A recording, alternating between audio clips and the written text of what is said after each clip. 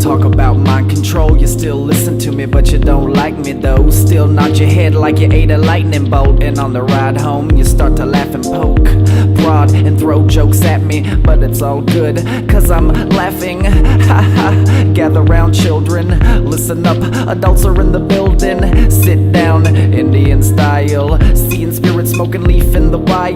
Speaking to trees, I met with my tribal friends. I know I have enemies, but I don't see them like the windy breeze. See me like the leafy leaf, smoke form.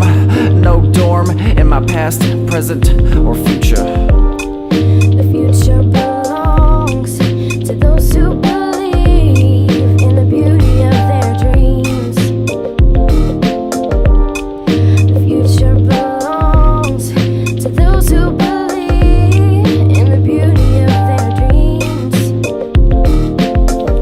Found my place in life on a Monday, buried in the grave on a Sunday. The moments in between were some real fun days, and the casket tapping on the plywood, wondering, damn, I truly miss for a broad scenery. A holler voice called me out, said music needs me. Now here I am with the crew. Yep, 3 deep, 10 stitches on my wrist.